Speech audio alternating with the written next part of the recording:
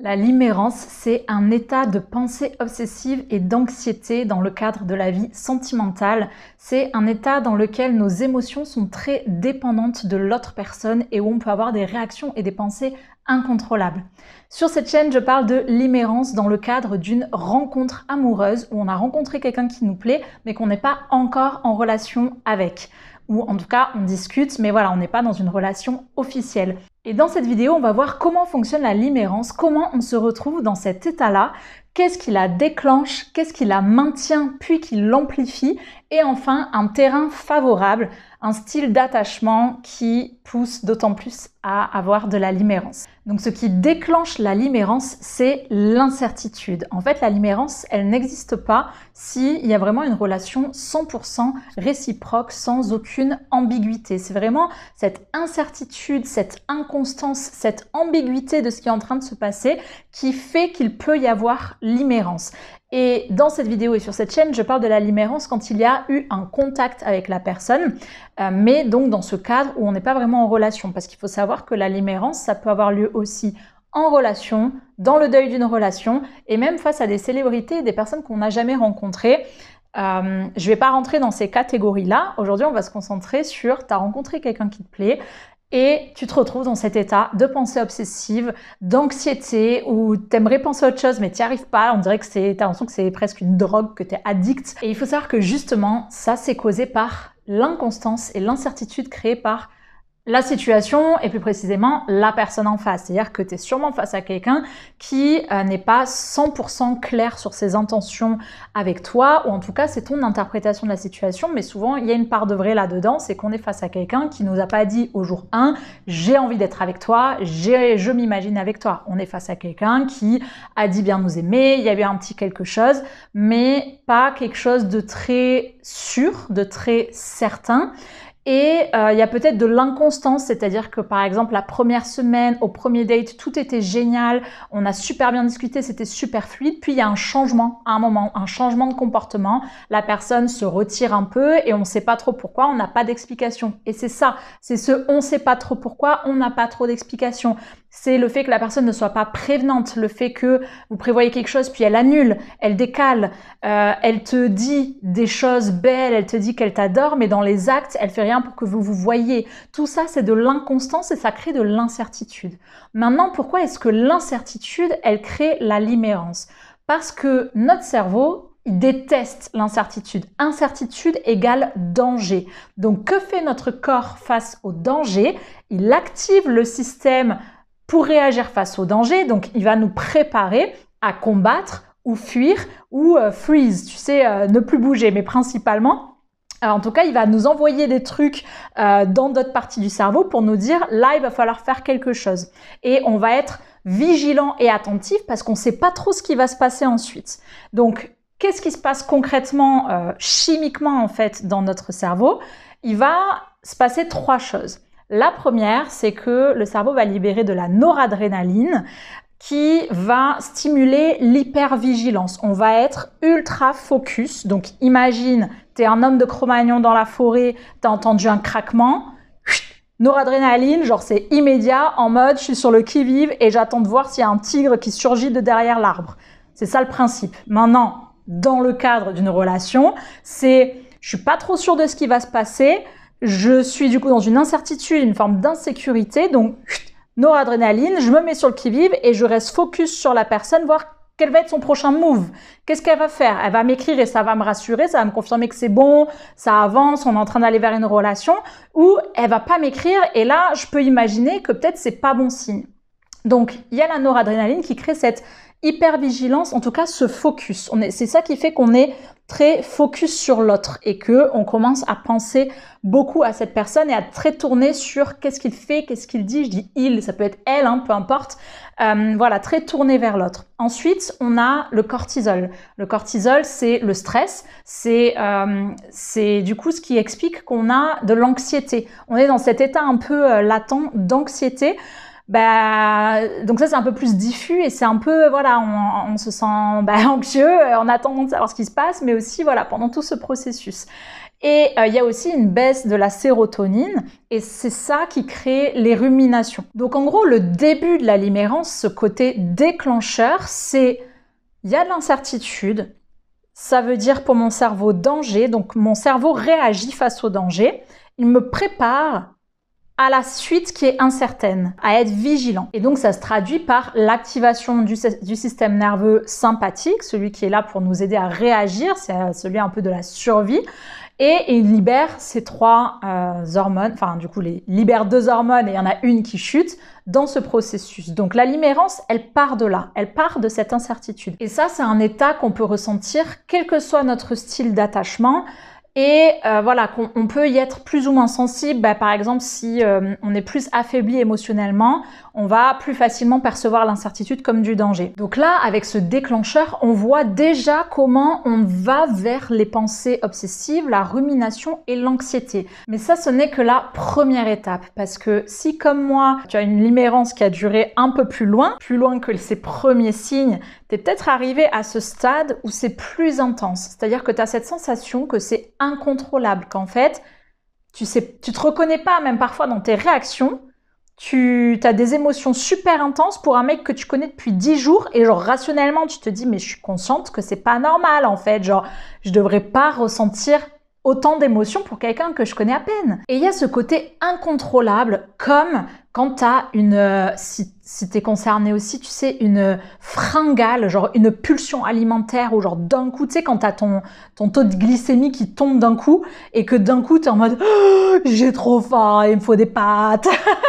Tu vois, c'est ce genre de truc. Ou alors quand tu fumes, quand tu es fumeur, eh ben, on a beau dire ce qu'on veut, au bout d'un moment, pourquoi est-ce qu'on finit par reprendre une cigarette, qu'on s'en rende compte ou pas, c'est parce qu'il y a un manque qui est créé et qu'on répond au manque en fait. Notre corps, il demande à retrouver la substance. Et il y a ce côté où ça devient incontrôlable. Alors les fumeurs légers arrivent à se contrôler, mais ceux qui vont un peu plus loin dans la dépendance, qui intègrent beaucoup plus la cigarette dans leur quotidien, ils ont une dépendance psychologique beaucoup plus forte.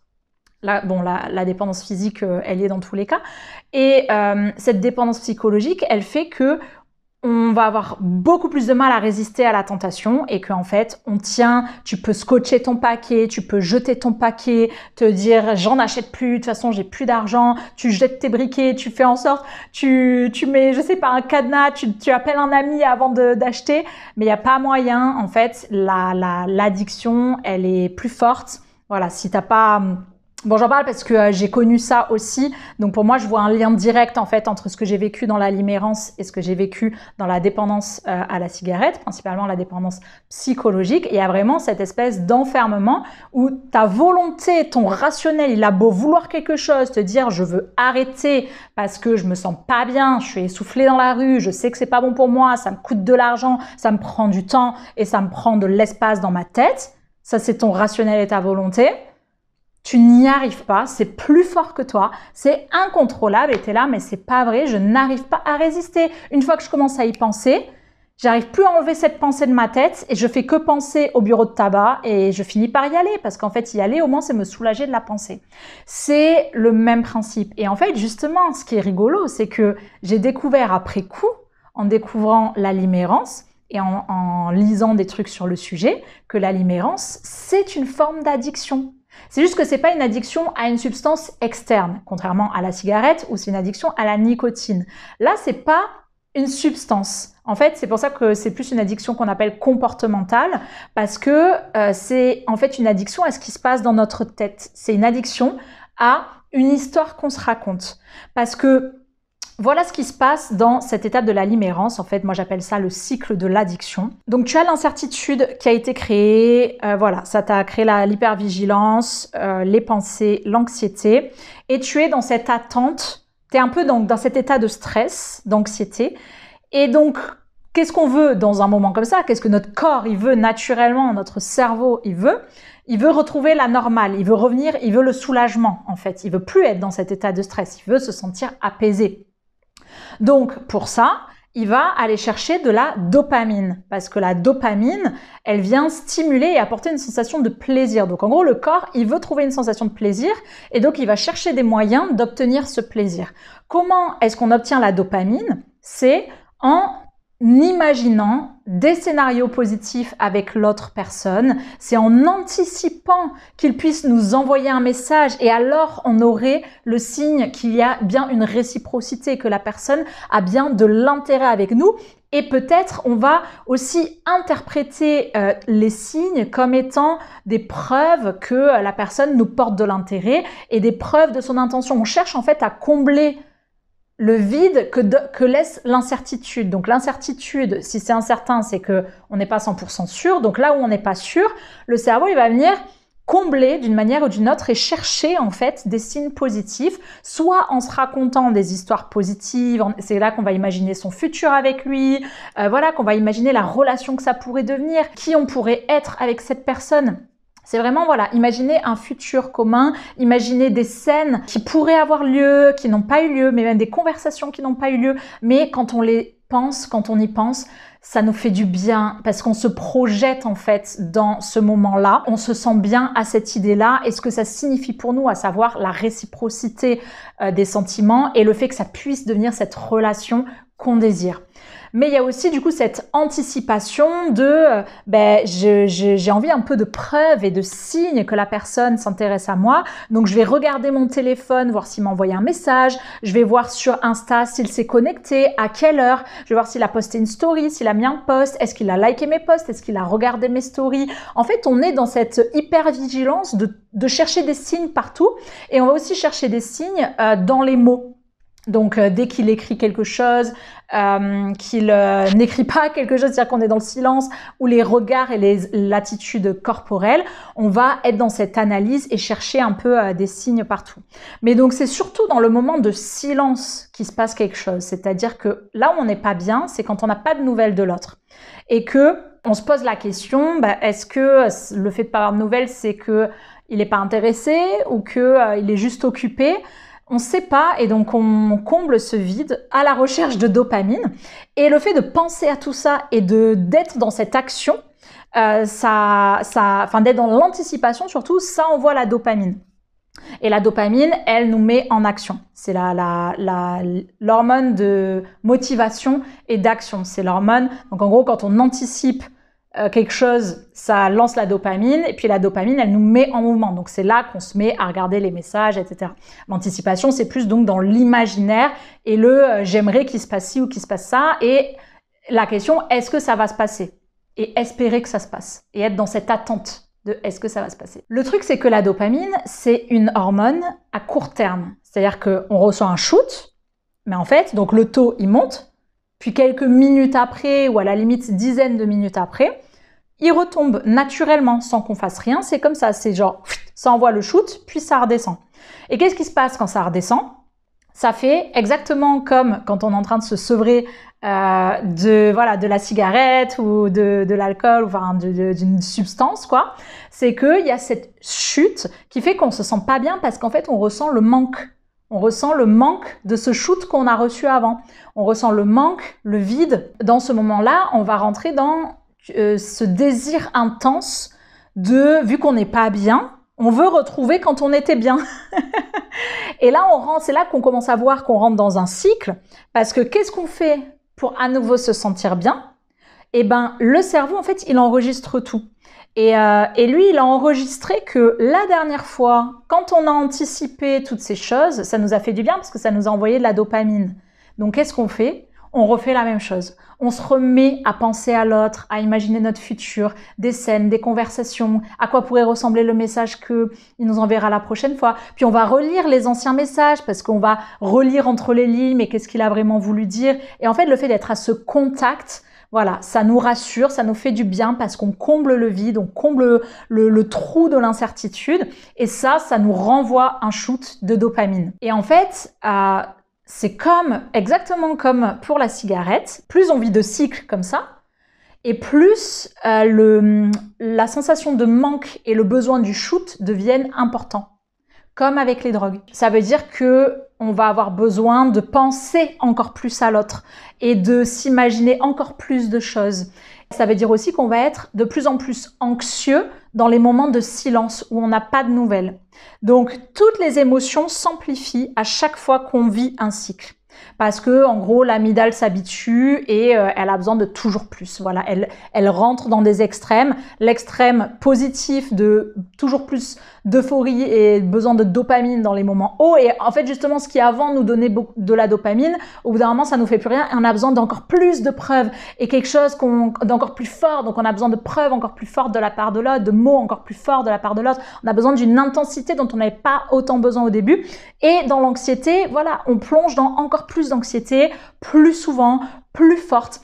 Et moi, c'était vraiment ça, ce sentiment que j'ai eu, et ça m'est arrivé plusieurs fois dans ma vie, de me dire, mais je ressens des émotions super intenses. En fait, c'était ça, c'était cette montagne russe que je ressentais, mais je ressentais surtout le bas, en fait. Parce qu'à la limite, le haut, c'est plaisant, parce qu'en fait, t'as l'impression, tu crois que c'est de l'amour, ou tu crois que c'est, tu sais, voilà, quand tu kiffes quelqu'un, le crush. Donc, en fait, le haut, en principe, nous dérange pas.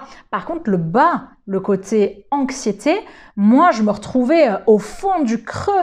Et la première fois que ça m'est arrivé, c'était en 2018, avec quelqu'un que j'avais rencontré 10 jours avant.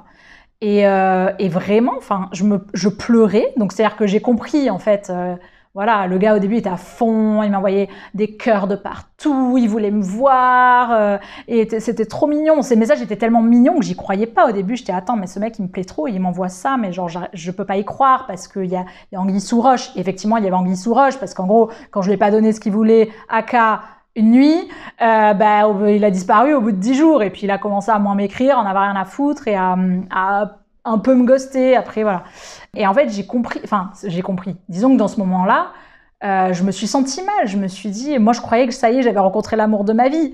Mes parents sont venus me rendre visite pile à ce moment-là, et moi qui leur parle pas beaucoup de mes histoires, j'ai montré 2 photos du gars en question à ma mère en lui disant oui, j'ai rencontré quelqu'un, il me plaît beaucoup, ça se passe super bien. Bon, ça faisait une semaine, hein.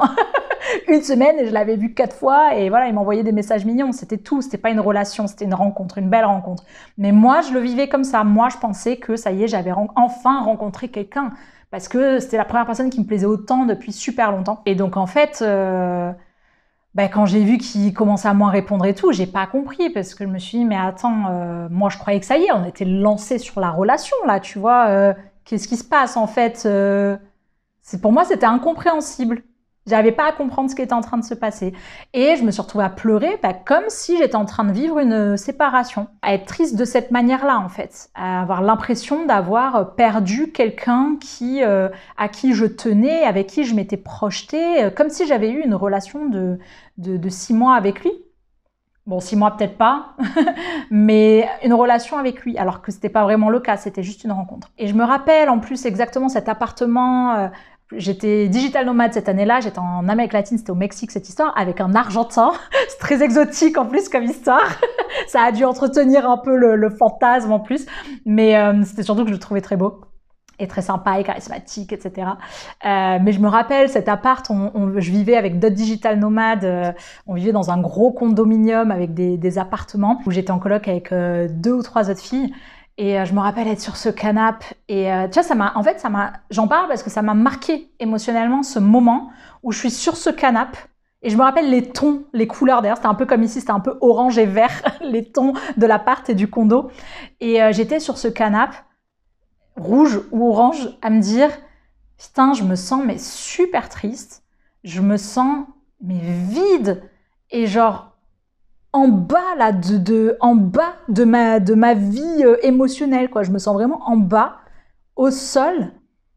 Et ce qui me saoule, c'est que ce mec-là, qui en fait n'était pas sérieux vis-à-vis de moi, ait réussi à me mettre dans cet état-là.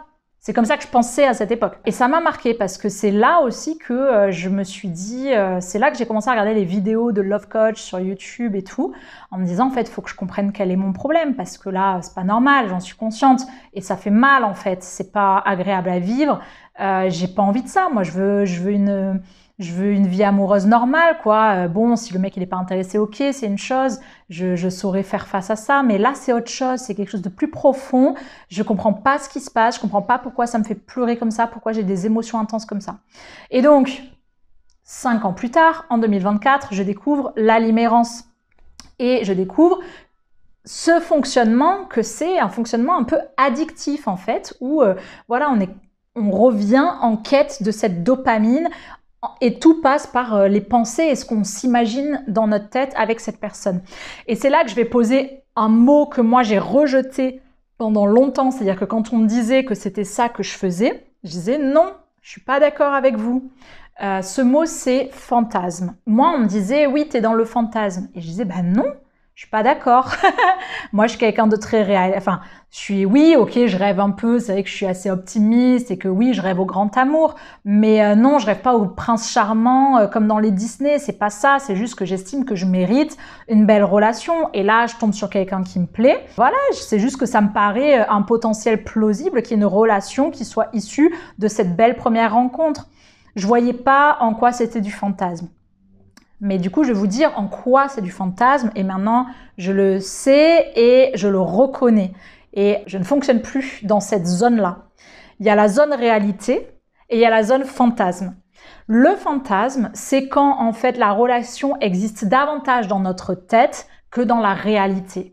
La réalité, ça va être le nombre de fois que tu te vois, le fait que l'autre voilà, il t'écrit de façon constante, il ou elle, vous voyez de façon constante, il y a une connexion authentique entre vous, c'est réciproque, c'est-à-dire que tu sens que t'es pas tout seul dans cette relation à vouloir des dates et t'es pas tout seul à t'imaginer des trucs, l'autre te le dit aussi, il te le montre aussi par des actes, parce que les paroles seules ne sont pas assez valables, il faut qu'il y ait des actes. Les actes, c'est proposer des dates, quand on est en face, dire à l'autre personne comment on se sent vis-à-vis d'elle, c'est poser des questions pour s'intéresser à l'autre et chercher à avoir peut-être une profondeur de connexion et d'intimité émotionnelle. C'est bon, offrir des cadeaux potentiellement, ça peut en faire partie. La réalité, c'est ça. Et là, une relation, en fait, c'est juste l'accumulation des actes, en gros. Maintenant, le fantasme, c'est quoi? Le fantasme, c'est j'imagine ce que je pourrais vivre avec cette personne. C'est un imaginaire, c'est un potentiel qui peut se réaliser. Mais tant qu'il n'est pas encore réalisé, c'est un potentiel, c'est un imaginaire, donc ça relève de l'ordre du fantasme. Et c'est ok en fait, je pense que je me disais ça aussi au début, c'est ok d'avoir envie de rêver à ça, etc. C'est pas un problème en soi de rêver au futur de la relation. Moi, là, je parle du problème de quand je connais le mec depuis 10 jours, je suis au fond de mes chaussettes quand le mec, il décide de me ghoster. Alors que c'est trop intense comme émotion, en fait. Et c'est trop désagréable. Et moi, je l'ai vécu plusieurs fois, avec plusieurs personnes différentes. Et donc, ce qui vient nourrir cette limérance, une fois qu'elle a été déclenchée, ce qui la maintient, ce qui l'amplifie, c'est deux choses. C'est premièrement ce circuit on va dire biochimique en nous, donc c'est ce qu'on appelle le circuit de la récompense, et donc c'est de la dopamine, chute de la dopamine, recherche de la dopamine en anticipant des choses dans notre tête, puis on agit en cherchant des trucs, puis on reçoit un message de l'autre, et ça vient nous soulager. Donc c'est dopamine, chute, je recherche la dopamine, chute, je recherche la dopamine, et plus on le fait, plus on rentre profondément dans l'addiction à cette chose-là. Et plus on a d'émotions intenses. Et la deuxième chose qui entretient ce cycle, c'est donc le fantasme. Parce que tout ce qu'on s'imagine, tout ce fantasme, tout ce qu'on crée dans notre tête en attendant pour créer la dopamine, ben c'est ça en fait finalement qui entretient la dopamine.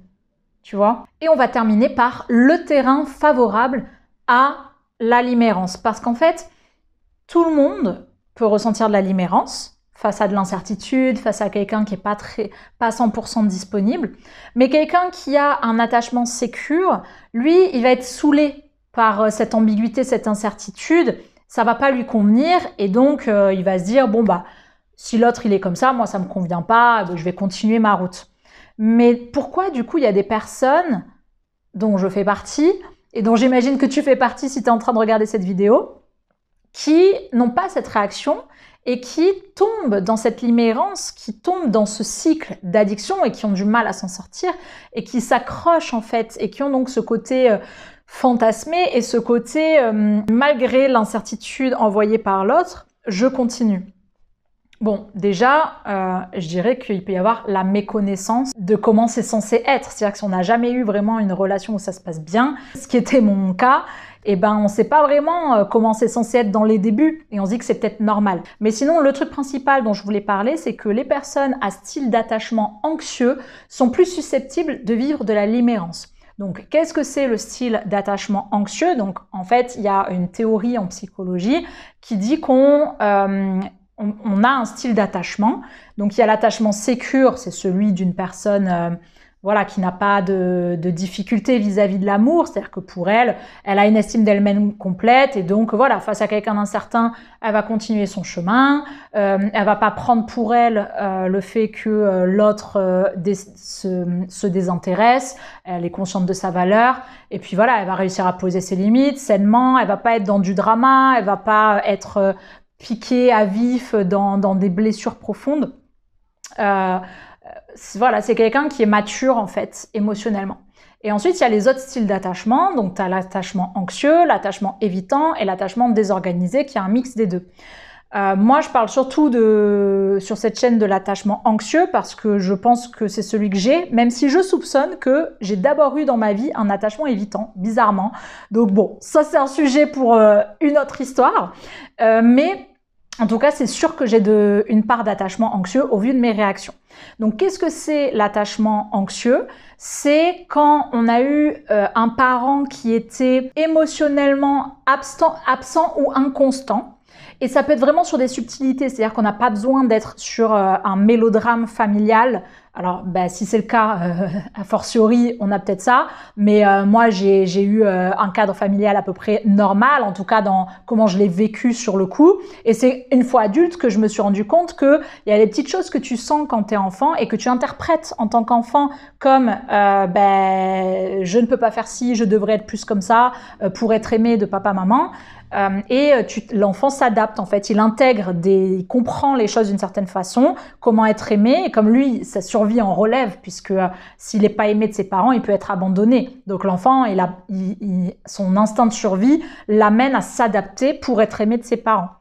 Et c'est là qu'en fait, on crée des blessures d'enfants, des blessures en nous. Et donc face à un parent qui est émotionnellement absent ou inconstant, en fait l'enfant il apprend que l'amour est rare, donc rare si le parent est absent, incertain si le parent est inconstant. Et en fait, donc c'est quelque chose qu'on peut appeler la négligence émotionnelle.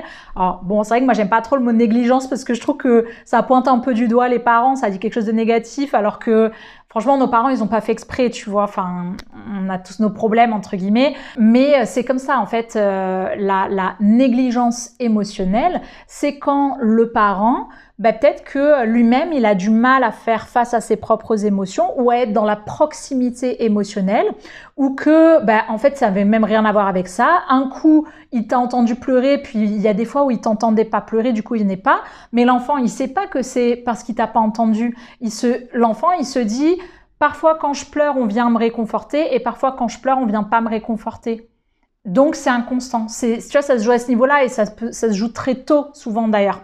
Sûrement quand on est bébé même, qu'on parle pas encore, etc. Et du coup, quand on a vécu ça enfant, que c'est comme ça qu'on s'est construit, on a donc un style d'attachement anxieux, ça veut dire qu'on va être en hypervigilance face à l'amour des autres. C'est-à-dire que quand on rencontre quelqu'un qui nous plaît, on va être en hypervigilance pour un peu être en alerte de voir les signaux qu'on reçoit, c'est-à-dire que si on reçoit des signaux positifs qui montrent que ils nous aiment bien aussi, il y a réciprocité, ça peut aller vers relation, et on est presque dans l'euphorie, c'est-à-dire qu'on est très dépendant émotionnellement de l'autre.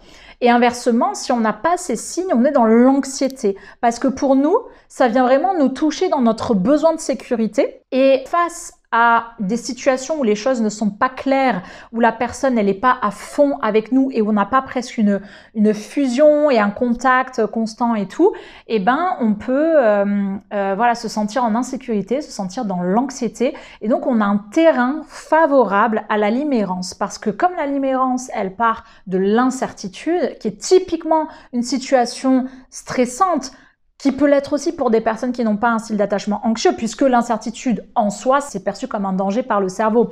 Maintenant, voilà, quelqu'un de sécure, il va vite rationaliser. En fait, c'est ça, on a deux parties dans le cerveau. On a le cortex préfrontal qui est celui qui rationalise, qui planifie, qui organise, qui voilà, en fait, qui prend des décisions rationnelles et réfléchies. Et on a l'amygdale, ou en tout cas le système limbique, qui est celui des émotions, et c'est la partie de nous qui réagit émotionnellement et pas forcément rationnellement aux choses. Donc, quelqu'un de sécure, en fait, son cortex préfrontal, il va dominer dans une situation comme ça. Et donc, il va peut-être ressentir un peu le stress de l'incertitude, il va peut-être un peu attendre de voir ce qui se passe, mais si ça se reproduit trop et s'il est trop dans cette situation, il va partir. Alors que quelqu'un qui a le style d'attachement anxieux, c'est pas ça sa réaction face à l'incertitude, parce que lui, ça déclenche tout de suite son système limbique. En tout cas, c'est ce que j'ai compris. C'est-à-dire que tu es direct en hypervigilance, en fait. Tu es direct dans cet état un peu émotionnel de j'ai peur de perdre l'autre, en fait. Et en fait, l'adulte qui a un style d'attachement anxieux, faut se rappeler qu'à l'intérieur, il y a un enfant qui a appris que l'amour pouvait être incertain. Et l'enfant, il se dit toujours que, entre guillemets, c'est sa faute et il cherche à s'adapter. Donc, face à l'incertitude, il essaye de faire quelque chose pour attirer l'attention du parent et retrouver l'amour. Donc, faut savoir qu'en tant que, adulte à style d'attachement anxieux, on a ce bébé en nous et cet enfant en nous qui a été construit comme ça. Et donc, en tant qu'adulte, face à l'incertitude, à l'ambiguïté, on se dit pas « Oh là là, ça me plaît pas du tout, je me casse ». On se dit « Alerte, risque de perdre l'autre, il faut que je fasse quelque chose pour sécuriser la relation ». Et là, branle-bas de combat. Et on se met à essayer de prendre sur soi, de pas être chiant. On essaye de envoyer des messages et proposer des dates en se disant c'est pas que à l'autre de le faire. Ou alors au contraire, on essaye de pas trop envoyer de messages pour pas trop gêner l'autre parce qu'on veut lui laisser son temps. En fait, on va pas voir la situation comme une situation à fuir pour notre propre bien-être, mais comme une situation à réparer, améliorer. Et en fait, pour nous, c'est on veut aller, on aime cette personne, on la kiffe, donc on veut aller vers une relation. Et si c'est incertain, alors on va chercher à sécuriser et s'assurer que malgré tout, ça va vers la relation. Et en gros, tout ce qui est négatif dans la situation, pareil, on le voit pas comme un red flag à fuir, on le voit comme un défi à surmonter. On l'analyse, on se dit ok. Moi, je sais que je me demandais beaucoup comment fonctionne l'autre. Je voulais beaucoup m'adapter à l'autre. Je me disais, alors je regardais comment séduire un homme cancer, parce que je me disais peut-être que son signe astro, ça a une influence sur comment il aborde les relations, peut-être que lui va plus doucement, moi je suis Sagittaire, je suis le feu, peut-être que moi je fonce, c'est pas lui, donc je veux respecter son rythme.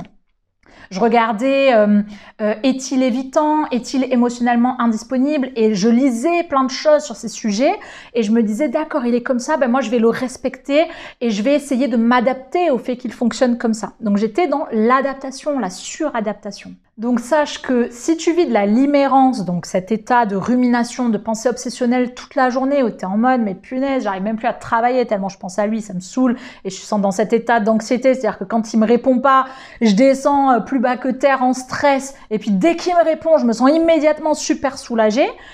Et donc ça c'est la limérance. Sache que si tu vis ça, et a fortiori si tu le vis depuis longtemps, donc moi je pense que c'est allé jusqu'à max 3 semaines. Quoi qu'il y a quelqu'un que j'ai fréquenté 5 mois, mais c'était pas vrai, j'étais dans un état d'anxiété mais pas aussi intense, c'était un peu différent.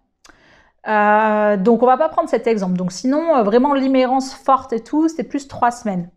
Donc si ça fait à peu près ce temps-là ou plus, donc tu es vraiment ancré dans cet état de limérance d'intensité, il y a des chances que tu aies un style d'attachement anxieux. Et ça, c'est une info qui est toujours bonne à savoir parce que ça permet de se comprendre, ça permet de savoir pourquoi on réagit de certaines manières dans certaines situations.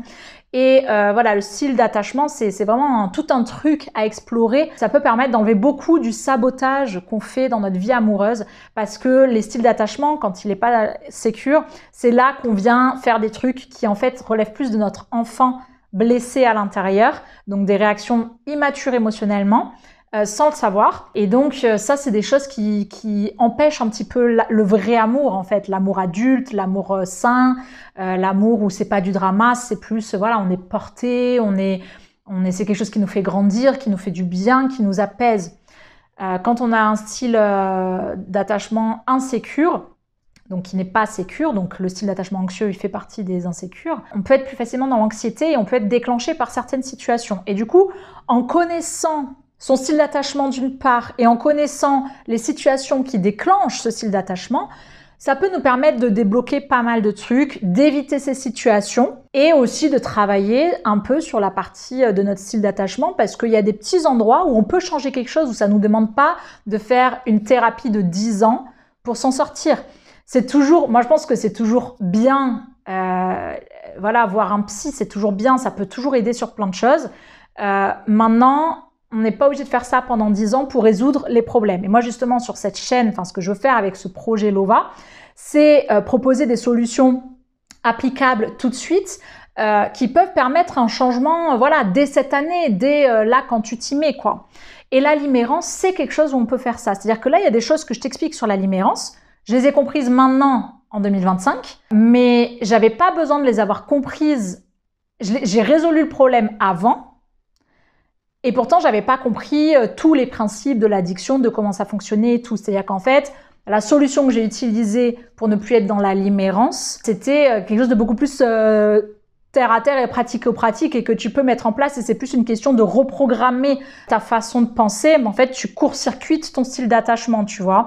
Donc moi, j'ai 2 solutions principales pour ça. Un, c'est tu changes ton casting parce que c'est l'inconstance des personnes en face qui crée ça. Donc déjà, tu enlèves ces personnes-là.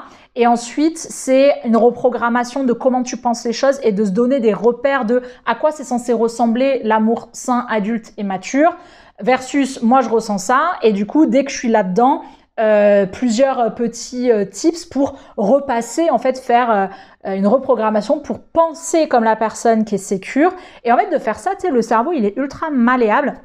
Et du coup, il recrée des neurones. En fait, plus tu penses d'une certaine manière et plus il crée des neurones dans ce sens. Donc, plus tu penses comme une personne sécure et plus ça devient facile de penser comme ça naturellement. Donc voilà, bon, ça c'était pour vous donner un avant-goût des solutions que moi j'ai mises en place et je suis en train de créer une formation justement pour transmettre ces choses-là. Je suis en train d'y réfléchir actuellement. Et d'ailleurs, si tu penses que ça peut t'intéresser, cette formation, que la limérance, c'est un truc dont tu as envie de te débarrasser, là, c'est une de tes priorités ces prochains mois.